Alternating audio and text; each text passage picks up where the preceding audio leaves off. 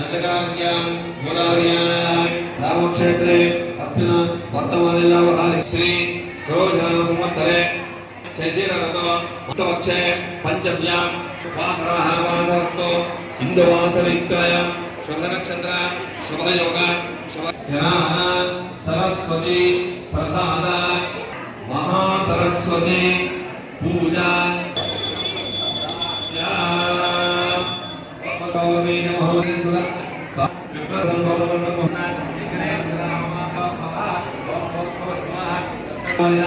పుష్టవర్తనే నమః దేవముఖాయ నమః సప్తదిక్పాయ నమః.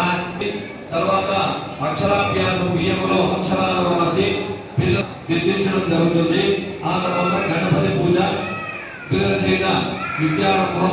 తర్వాత పదములో ఓం నమః శివాయ అంటే కుమారుని కూర్చోబెట్టుకొని తండ్రి తల్లి వారిని దిద్దించడం కార్యక్రమం జరుగుతుంది. ఈ హోమం అయిన తర్వాత అందరూ కూడా మాండ్రి ప్రార్థన చేసుకుంటూ ఉండండి. మహాగా అని అనుకుంటుండే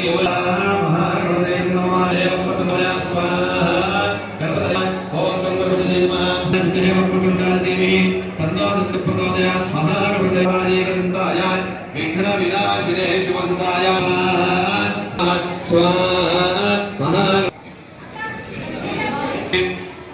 చేస్తూ ఉండండి. ఓం आसत्येन रजसयानि भवनागपश्यन् स्वाहा सूर्याय नमः आप्याय स्वसवेदे विश्वतस्वामृष्टियं भवावाद संगते स्वाहा चक्करभोर्पा अंगार्क्वाय नमः तेजकं त्रेधावयञ्च पुनर्कुण्डकुस्तापितं दिवावन्ने विश्वाय माया निहरः शुक्रग्रहाय पर्यावेशसे समलत्रदानिधा स्वाहा केतुग्रहाय नमः त्र्यंबकं यजामहे सुगन्धं पुष्टवर्धनं पूर्वारुकामेव वन्दना मृतो विच्छेदमारुदा स्वाहा तान् यज्ञसमाया सर्वानुयामहे मृत्यवे स्वाहा मृत्युञ्जयाय नमः ॐ त्र्यंबकं यजामहे सुगन्धं पूर्वारुकामेव वन्दना मृतो विच्छेदमारुदा स्वाहा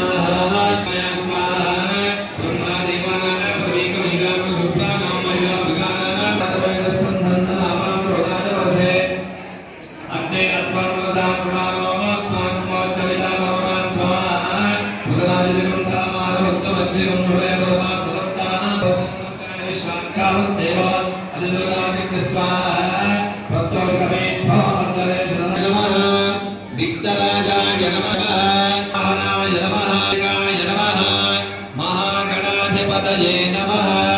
नानाविध दिव्य परिमल पत्र पुष्पाणि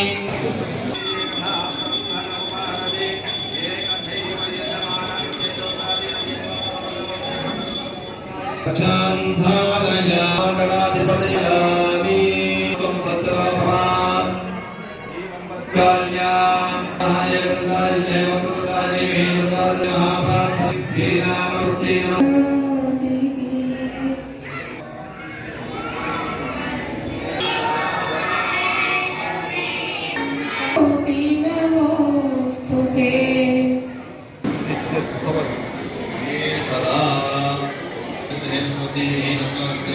श्री महासरस्वती प्राणीं सर्वमंगलवाद्ये श्री प्रवादधारे शरण्ये त्र्यंबके देवी नारायणी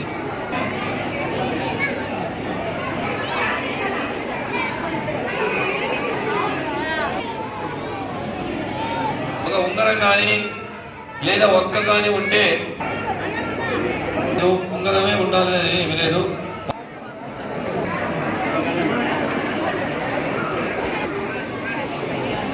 అందరికీ వచ్చాయమ్మా.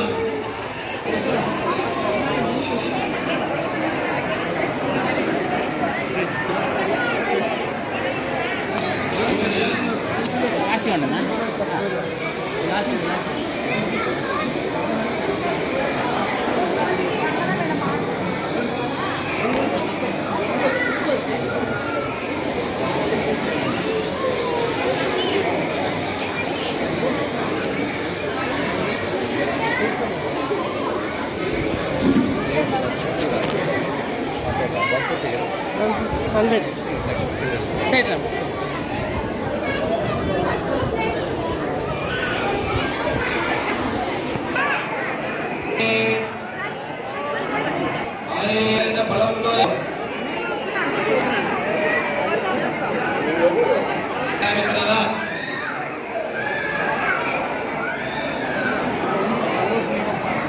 దండ తీసుకోకండి.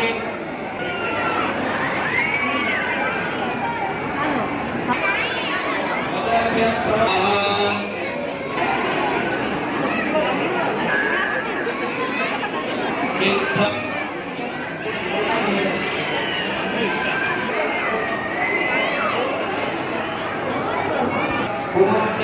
కుమారుడికి దిగ్గించండి.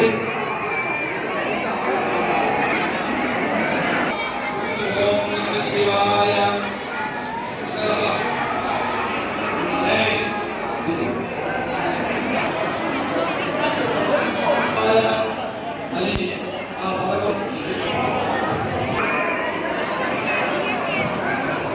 అందరూ కూడా నేను చెప్పేది పలకండి. నిత్యం విద్యా బుద్ధించ దేహి మే యా శ్రద్ధా శంకర ప్రభుతివేద్యం శిష్య ప్రబోధికా సరస్వతి వరదే కామరూపిణి విద్యఫలము తే సదా అని అందరూ కూడా జ్ఞాతీత నీలం కలయతి మనసస్తేజ సింధూరం. కమిటీ వారికి అలాగే ఇక్కడ వెయిట్ చేసి ఉన్నటువంటి రమణ గారికి, భావి భారతానికి భాగ్యరేఖ లాంటి బిడ్డల్ని కన్నటువంటి తల్లిదండ్రులందరికీ, రావణాసురుడు ఉంటాడు, హిరణ్యాక్షుడు ఉంటాడు, ప్రతి రాయిలోనూ అన్ని మూర్తులు ఆ జగన్మాత యొక్క కరుణా కటాక్ష కృపావీక్షణములు సర్వదా సర్వత్రా ప్రసరించాలి అని మీ అందరి కుటుంబాలలో ఆయురారోగ్య ఐశ్వర్యాలు భోగవాక్యములు సుఖ సంతోషములు సమృద్ధిగా ఆ జగన్మాత వర్షించాలి అని చెప్పి ప్రార్థిస్తూ ఇటువంటి చీకటిని దూరం చేసుకుని జ్ఞానకాంతుల్ని విరజిమ్మడం కోసం విద్యా కేంద్రానికి రావాలి.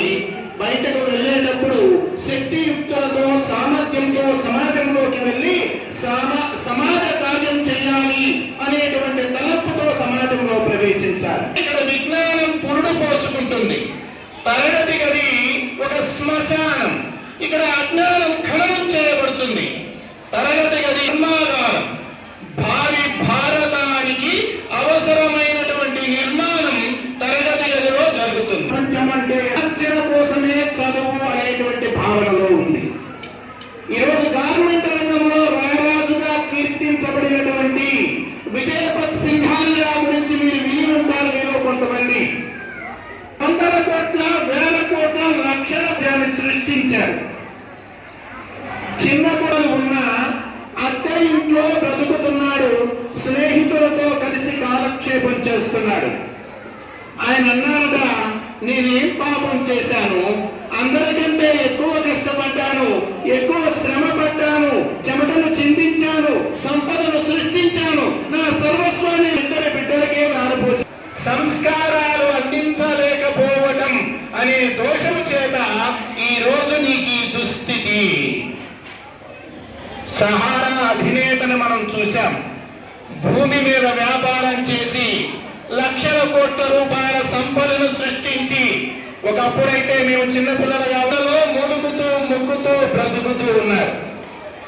కారణం ఏమిటి అంటే దేవతలుగా ఉండవలసినటువంటి పసితనాన్ని, పసిపిల్లల్ని మనమే రాక్షసులుగా మారుస్తున్నాం. ఓ చిన్న పిల్లవాడిని ఎత్తుకొని ఓ తల్లి వచ్చింది. ఆ పిల్లవాడు పుట్టినరోజు అయితే స్వామి దగ్గర ఆశీస్సులు తీసుకోవాలని చెప్పి వచ్చారు. నాన్న ముందు అమ్మకు నమస్కారం చేశావా అని అడిగాను. మనకి ఈ మధ్య పోయింది.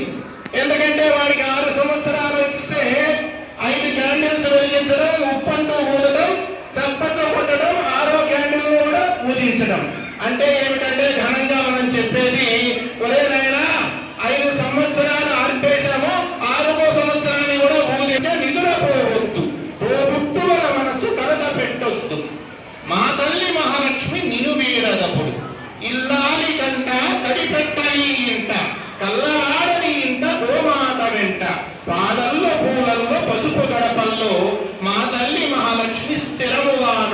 అన్నారు. దీపం వెలిగించేటువంటి సంస్కృతిలో పుట్టి దీపాలు ఆర్పడం చిన్నప్పటి నుండే నేర్పిస్తున్నాము. వారు అన్ని దీపాలు ఆర్పిన తర్వాత ఇంట్లో దీపం ఆర్పకుండా ఉంటారా? అక్కడికే వస్తాడు. ఆ తల్లి స్వామికి ఏదైనా ఇల్లు అట్టివ్వరా అంటే నేను ఇవ్వను అంటున్నాడు. నాన్న ఇవ్వు అంటే నేను ఇవ్వను అంటున్నాడు. పరిగెత్తుకుంటూ వెళ్ళి ఆవిడని గట్టిగా ఆలింగన చేసుకున్నాడు. ఆ అమ్మ కూడా ఏడుస్తూ ఉంది. కొద్దిసేపటి తర్వాత అంటూ ఉంది. తల్లిని చూడాలని తల్లి చెవు కొరికేశాడు. వీడిని ఉరి కాదు, కండకు కండ నరికినా కూడా పాపం లేదు అన్నాడు. మంత్రి అన్నాడు, ఒరే అబ్బాయి, నువ్వు చివరి కోరిక అమ్మని చూడాలన్నావు, పిలిపించాము, ఏం పాపం చేసిందిరా చెవు కొరికేశావు? అయ్యా, ఈ వయస్సులో నా కోసం రెక్కలు ముక్కలు చేసుకుని పెంచింది నా తల్లి. నా కోసము తన యవ్వనంలో ఎన్నో విషయాలలో ఓర్చుకుంది, ఎన్నో త్యాగం నన్ను పెంచింది. ఈ రోజున ఈ వయసులో నా అవసరం నా తల్లికి ఉంది. నేను ఆమెకి సేవ చేయాలి. సేవ చేసే వయస్సులో నేను ఉరికంబం ఎక్కుతున్నాను. ఆమెను ఒంటరిని చేశాను. ఆమె చావు చూడవలసిన నేను, ఆమెకి అంత్యేష్టి చేయవలసినటువంటి నేను, ఆమె కళ్ళ ముందే నేను చచ్చిపోతున్నానంటే దీనికి కూడా కారణం నా తల్లి. ఏం చేసిందిరా మీ అమ్మ అంటే, చిన్నతనంలో నేను ఈ రోజు మీకు అర్థమయ్యే పరిభాషలో చెప్తున్నానమ్మా. పాఠశాల నుండి పలక దొంగిలించుకుని వస్తే మా అమ్మంది, నా కొండే పలక కొనే పని లేకుండా చేశావు కదరా అని మెచ్చు. సంచి తీసుకుని వస్తే నా బంగారం కదరా అని, అంతా నిజమే కావాలి, ఇలానే బ్రతకాలి కాబోదు అని అనుకున్నాను. విద్య అనుకున్నాను. అదే అంతఃపురంలో దొంగతనం చేసి మీ చేతికి చిక్కాను. ఈ రోజు ఉరికంబం ఎక్కుతున్నాను. మొదటి కానీ నేను మొదటి తప్పు చేసినప్పుడు లాగి లెంపకాయ కొట్టి పరుల సొమ్ము పాలు వంటిదిరా, ఎందుకు తాగావురా అని ఒక దెబ్బ కొట్టి ఉంటే ఈ రోజు నా తల్లిని నేను కష్టం చేసో ఏదో శ్రమ చేసి నా తల్లిని నేను పోషించుకుంటూ నా తల్లితో సంతోషంగా ఉండేవాడిని కదా అని చెప్పి ఈరోజు తల్లులు ఆలోచన చేయాలి. మన కుటుంబం ఎలా ఉందో మనం పరిశీలించుకోవాలి. పెద్దలు చెప్పారు, 5 రకాలైనటువంటి విషయాల్లో మనం దృష్టి పెట్టాలి అన్నారు. భజన్, భోజన్, భాష, భూషణ్, భవన్. ఈ 5 విషయాలలో మనం ధ్యాస పెట్టవలసినటువంటి అవసరం ఉంది. భజ్ అంటే సేవ అనేటువంటి ఉంది. మన పిల్లల చేత సేవ చేయించాలి. మనం